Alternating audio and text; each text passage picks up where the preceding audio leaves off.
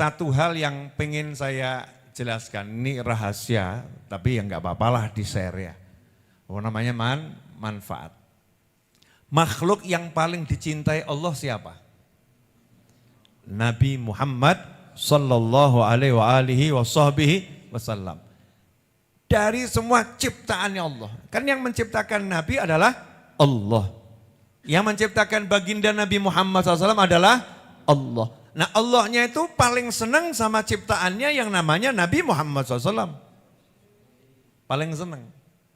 Kita ini kalau misalnya punya seseorang yang kita sayangi, kalau orang itu datang, yang ikut kita sayangi juga, betul ya? Kamu sama siapa? Sama kenalan saya. Oh siapa namanya? Dari mana? Padahal gak kenal. Disopo. Ya. Ada orang yang datang sendiri, sungguh-sungguh. Nunggu 5 jam, gak disapa-sapa. Kenapa? Gak kenal. Lah kalau yang ini baru datang disapa. Oh datangnya sama siapa? Dia gak datang sendiri. Dia datang, dia ngajak orang yang saya sayang. Saya nyapa yang saya sayang, otomatis dia juga saya sapa. Wajar atau enggak wajar? Wajar. Begitu kan? Jadi caranya bagaimana biar doa kita itu ya Allah kan maha mendengar, semua didengar. Tapi sama Allah diwujudkannya segera. Ya diwujudkannya segera. Enggak pakai lama-lama. Caranya bagaimana? Caranya adalah bahwa manusia makhluk ciptaan yang paling dicintai Allah Subhanahu wa taala. Jadi datangnya ke Allah bawa Nabi Muhammad SAW. Contoh, kita ingat istighfar. Orang kalau punya dosa suruh ngapain? Minta ampun, istighfar. Tapi untuk istighfar Allah ngajarkannya itu ya menarik sekali. Walau annahum idzalamu anfusahum ja'uka fastaghfirullaha wastaghfara lahumur rasulu lawajadullaha tawwabar rahima. Walau annahum idzalamu anfusahum, seandainya ketika mereka berbuat dosa mendolimi diri mereka sendiri, seandainya mereka seperti itu ya, walau annahum idzalamu anfusahum ja'uka, mereka itu mau datang kepadamu wahai Nabi Muhammad SAW. Orang punya dosa itu datangnya kemana? Ke Allah. Minta ampunnya kepada siapa? Kepada Allah. Harusnya kan di rumah istighfar selesai ya. Gak usah kemana-mana. Tapi Allah mengatakan kepada Nabi Muhammad SAW, seandainya mereka itu ketika mereka menzalimi diri mereka sendiri, jauhkah mereka mau datang kepadamu, fastaghfirullah, di hadapanmu mereka minta ampun pada Allah, disyaratkan di hadapan Nabi Muhammad SAW. Berarti istighfar di depan Nabi sama jauh dari Nabi itu berbeda. Paham ya? Fastaghfirullah wastaghfara lahumur rasul. Dan Rasul memintakan ampun untuk mereka. Sama Allah dikasih syarat lagi. Sudah di depannya Rasul SAW dan Rasulnya mintakan ampun. Tentu mereka akan dapati Allah itu maha memberi dan menerima taubat dan maha penyayang. Artinya diampuni dan disayangi. Dengan syarat dimintakan ampun oleh Nabi Muhammad sallallahu alaihi wasallam. Artinya kalau yang maju itu Nabi, beres. Kalau yang maju itu Rasulullah SAW, beres. Bagaimana caranya biar nabinya maju? Ya kita datangi. Ya kita datangi Nabi Muhammad sallallahu alaihi wasallam. Lah bagaimana cara mendatangi Nabi Muhammad SAW? Yang pertama, ya kita datang betul-betul ke Madinah Al-Munawwarah. Datang ziarah pada Nabi Muhammad sallallahu alaihi wasallam. Ucapkan sholawat dan salam syahadat langsung di hadapan Nabi Muhammad sallallahu alaihi wasallam. Tapi tentunya enggak semua orang punya kesempatan yang sering atau enggak semua orang punya kesempatan untuk itu. Makanya Nabi SAW kasih opsi yang berikutnya. Apa opsi yang berikutnya? Sampaikan sholawat dan salam kepadaku dimanapun kalian berada. Karena sesungguhnya sholawat dan salam itu tablughuni, sampai kepadaku. Berarti kalau kita mendatangi Nabi SAW dari jauh dan tidak pernah jauh. Ini menarik ya. Dari jauh dan tidak pernah jauh. Kenapa? Karena Nabi SAW tidak pernah mengajarkan kalau ucapkan salam sama Nabi, ya salam sama Nabi dalam bentuk assalamu alaih. Enggak.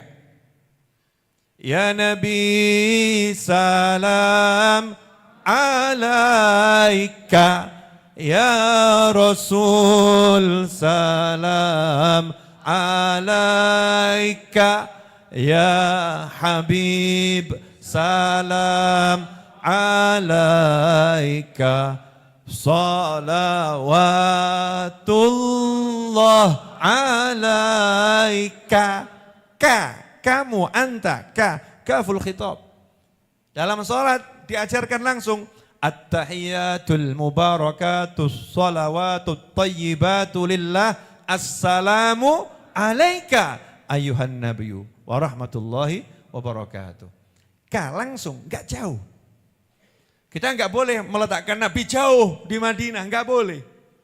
Nabi harus ada di hadapan kita, umatnya. Enggak boleh ada jarak antara kita dengan Nabi Muhammad sallallahu alaihi wasallam. Karena nabinya enggak pernah mau membuat jarak. Rasul enggak mengatakan salam untuknya. Enggak, assalamu alaihi. Enggak. Tapi assalamu alaika, kamu wahai Nabi ada di hadapan kita Nabi Muhammad SAW. Jadi kalau kita ini pengen mendatangi Nabi Muhammad SAW, ya betul-betul kita datangkan diri kita di hadapan Nabi Muhammad SAW. Ya Nabi salam alaika, ya Rasul salam alaika, ya Habib salam alaika, salawatullah alaika. Kan begitu ya. Kita datangkan diri kita di hadapan Nabi Muhammad SAW. Itu caranya begitu. Ya, caranya semacam itu. Nah, lantas apa yang kita lakukan biar kita ini nyambung dengan Nabi Muhammad SAW? Rasul udah ngajarin, sholawat dan salam kalian tablughuni, sampai kepadaku. Roh kita, diri kita, betul-betul kita hadirkan di hadapan Nabi Muhammad SAW. Seperti yang diajarkan dalam sholat, kemudian kita ucapkan sholawat dan salam. Sholawat dan salam, nyambung dengan Nabi Muhammad SAW. Kalau udah nyambung dengan Nabi, berarti yang di depan siapa? Nabi Muhammad SAW. Kita di belakangnya, ikut ya Rasulullah, ikut. Ya, ikut ya Rasulullah. Kemanapun nih, ikut. Nah kalau udah bisa begitu, itu nanti mintaannya apapun, beres. Insya Allah mudah, cepat, mantap. Asal dengan kesungguhan dan keyakinan. Makanya ulama-ulama terdahulu dan diteruskan dengan ulama-ulama hingga hari ini mengajarkan kepada umat, kalau kalian punya hajat apapun, kedepankan sholawat. Baca sholawat yang banyak terus, baru minta. Lah kita kan rodok-rodok. Sholawatnya belum jalan, mintanya udah kebanyakan. Allahumma, Allahumma, Allahumma, Allahumma, Allahumma, Allahumma, Allahumma. Yang dipanggil siapa nih? Allah. Nah, kata Allah, loh datang sendiri dia. Ngantri dulu. Datang sendiri. Mau bawa apa? Tapi begitu Allahumma salli ala Sayyidina Muhammadin wa ala ali Sayyidina Muhammad. Kama sallaita ala Sayyidina Ibrahim wa ala ali Sayyidina Ibrahim wa barik ala Sayyidina Muhammadin wa ala ali Sayyidina Muhammad kama barakta ala Sayyidina Ibrahim wa ala ali Sayyidina Ibrahim fil alamin innaka Hamidum Majid.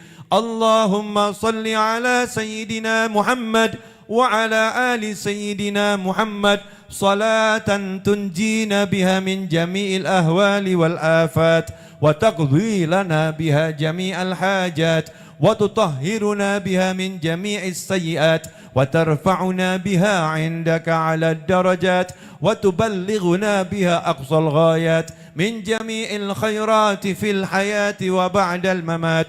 اللهم صل على سيدنا محمد في الأولين وصل على سيدنا محمد في الآخرين وصل على سيدنا محمد في النبيين وصل على سيدنا محمد في المرسلين وصل على سيدنا محمد في كل وقت وحين وصل على سيدنا محمد في الملأ الأعلى إلى يوم الدين اللهم صل على سيدنا محمد وعلى آل سيدنا محمد مفتاح باب رحمة الله عدد ما في علم الله صلاة وسلاما دائمين بدوام ملك الله اللهم يا الله. Baru minta solawat, solawat, solawat, solawat, solawat, solawat, solawat, solawat, solawat, solawat. Begitu Rasulnya sudah maju ke depan, Allahnya langsung lihat kepada hambanya itu, karena Allah sudah janji siapa yang salawat kepadamu 1 kali, aku salawat kepadanya 10 kali. Hamba itu langsung dilihat oleh Allah Ta'ala dengan perhatian rahmat yang luar biasa. Baru minta, Allahumma bojo solihah. Kan begitu. Didengarkan langsung.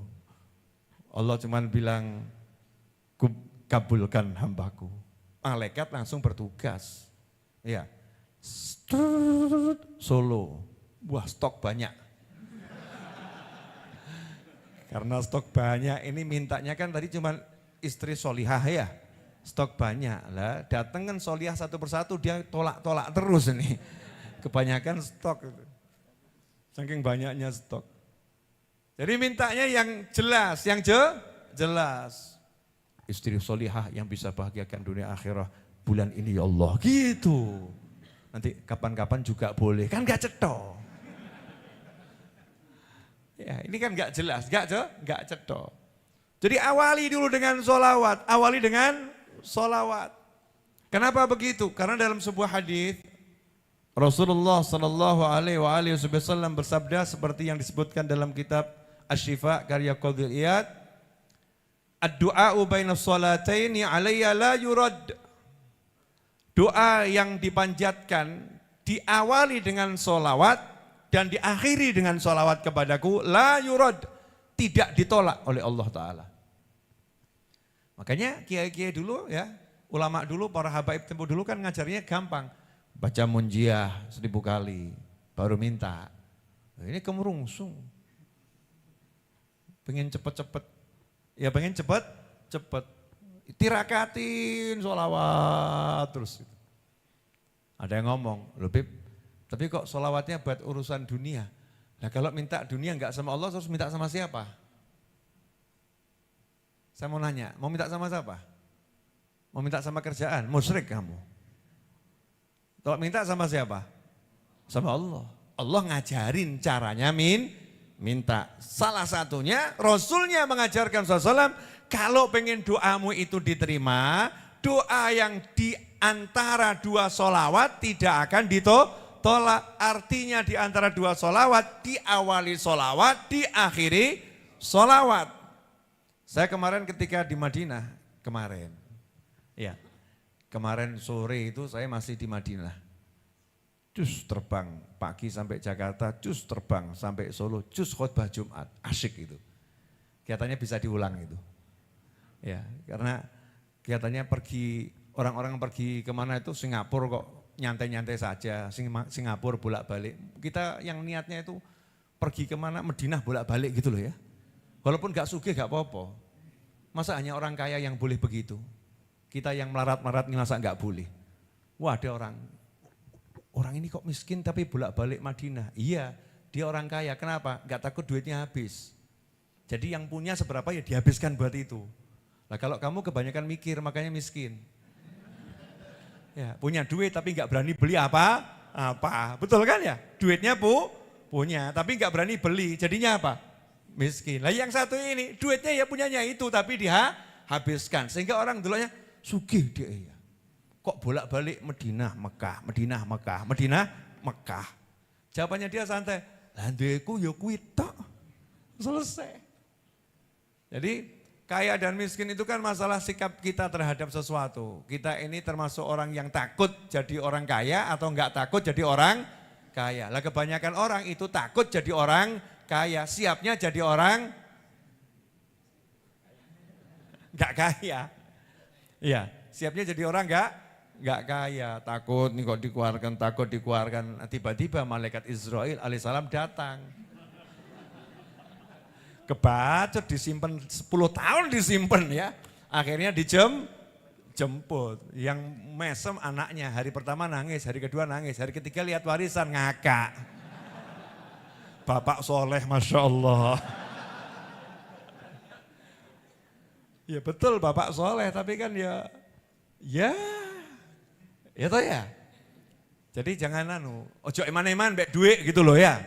Sama duit jangan eman-eman, yang penting halal, yang penting halal nyenengno ati lakonono. Gitu aja kok repot. Nanti habis golek meneh, sugih kok. Orang sugih itu kan siap kaya. Habis cari lagi, namanya mental orang kaya. Kalau kita mental gak siap kaya, habis engkau duit kondi. Nanti dari mana datangnya?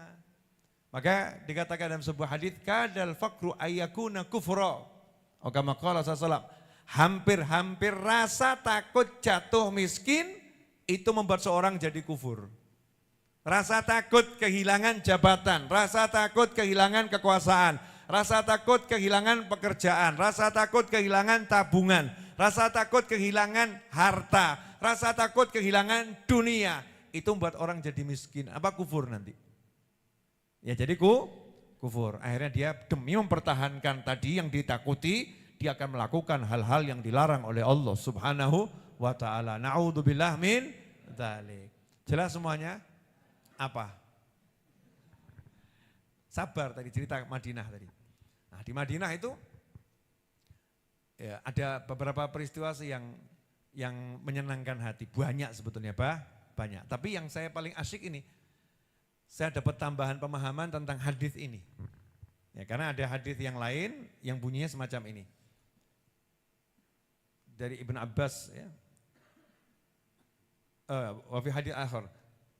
Kullu du'ain mahjubun dunas sama. Ya. Semua doa itu tertahan di bawah langit. Sampai disolawati kepadaku.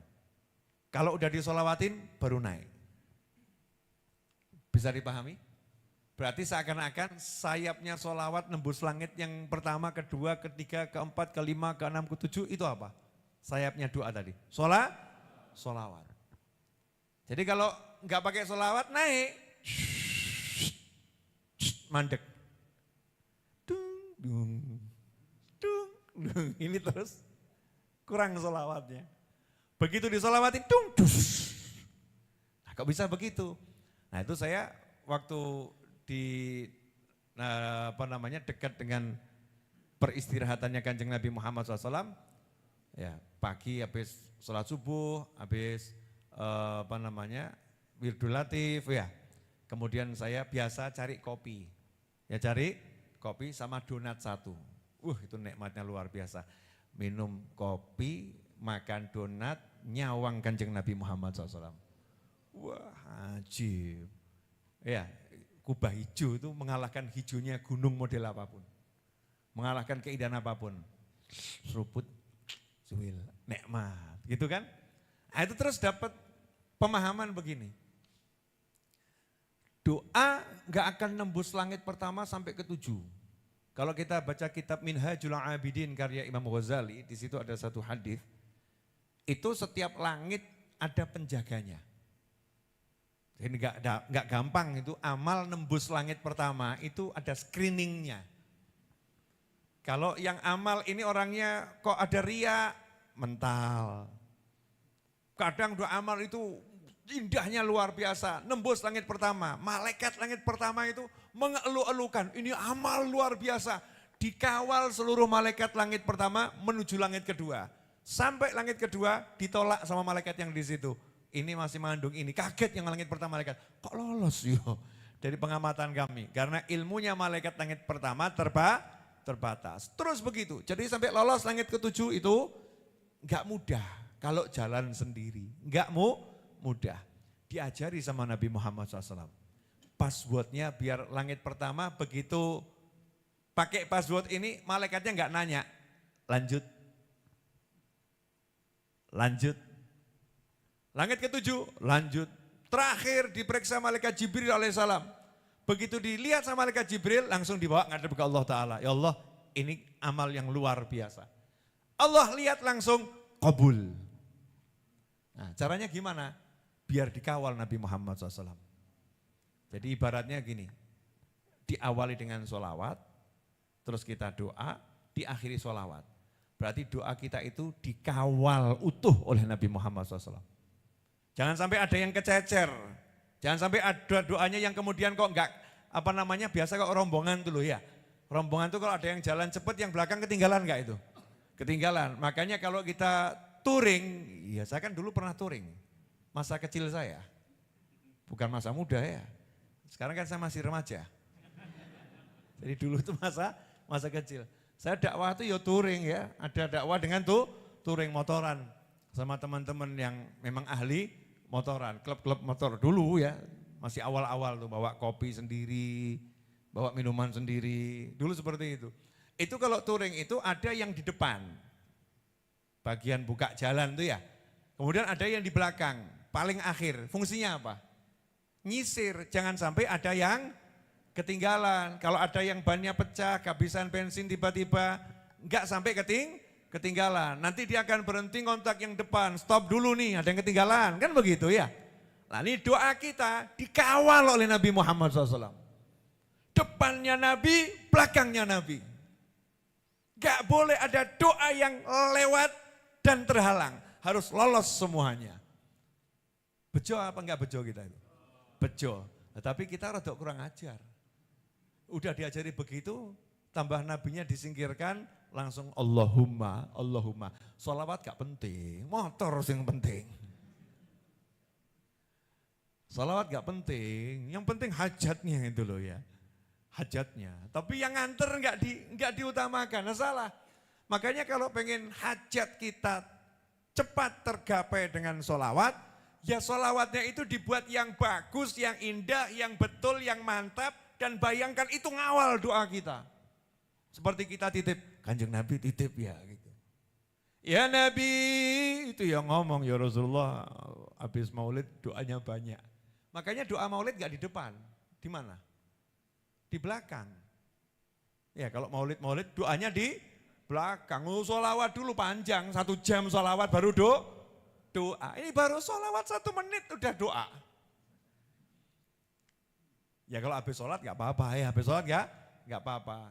Makanya seorang sahabat seperti yang disebutkan dalam sebuah hadis riwayat Imam Tirmidzi dan ini hadis hasan sahih.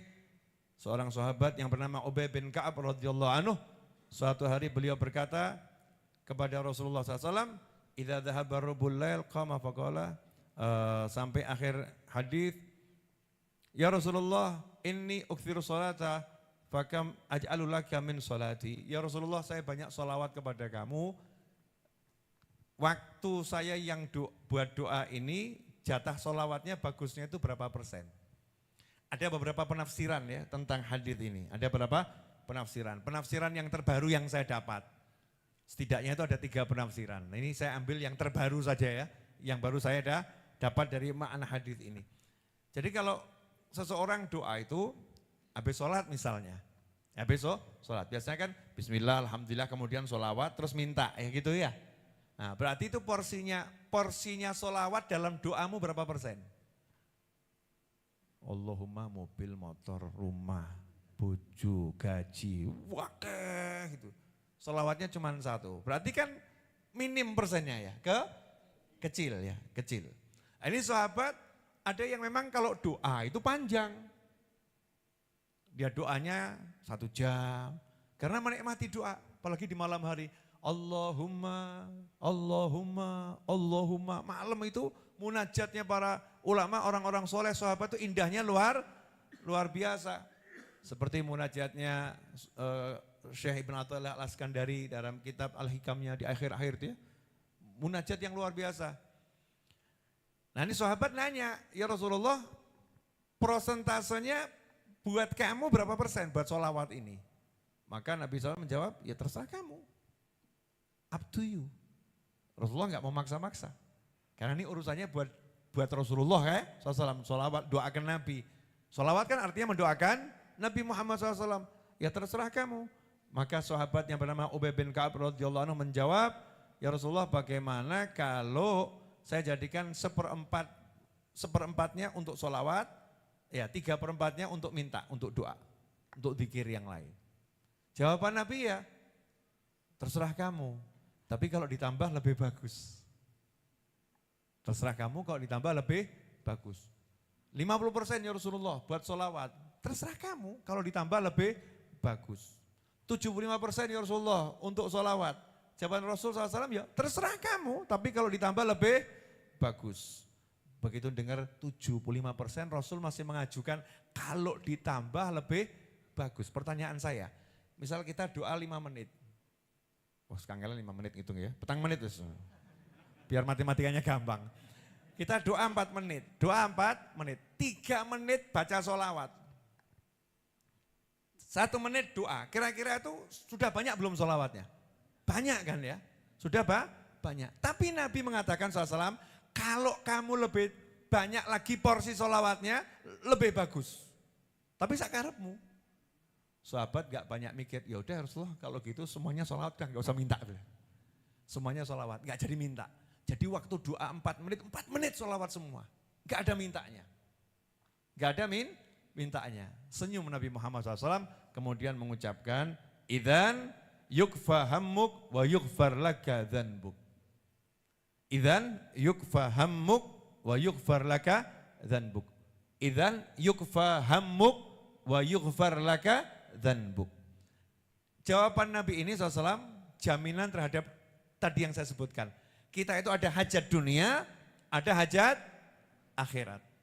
Nah hajat akhirat dari kita haji, kita umroh, kita ziarah, kita sedekah, kita zikir, hajat terbesarnya apa? Minta ampun.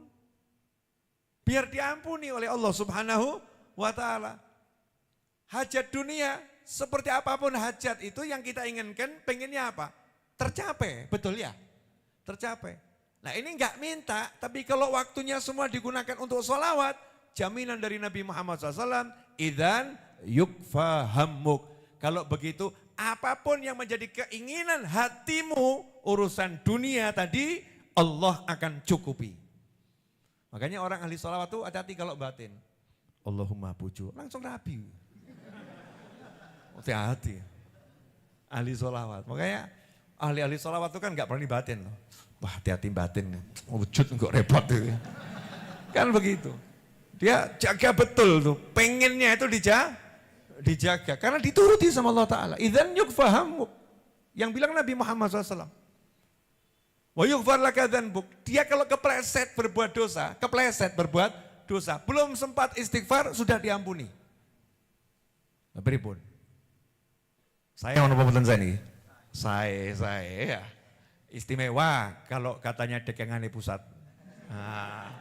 Katanya Gus Ekdam itu istimewa Beb, istimewa. Bahasanya beliau istimewa. Belum sempat istighfar sudah diampuni. Kenapa? Karena dia merelakan jatahnya minta untuk memuji Nabi Muhammad SAW. Dia merelakan jatahnya minta, dia gunakan untuk memintakan tambahan rahmat, tambahan kedudukan, tambahan kemuliaan dengan sholawat pada Nabi Muhammad sallallahu alaihi wasallam. Dari sini jelas ya. Jadi kalau punya hajat, biar gampang terkabul, caranya bagaimana? Kencengi sholawatnya banyak, terus minta. Allahumma. Kalau kita masih makom ya 15% sholawat udah ajib itu. Udah luar biasa. Kalau para kiai kan ngajarinya top banget. Mau hajat kabul, mau yai.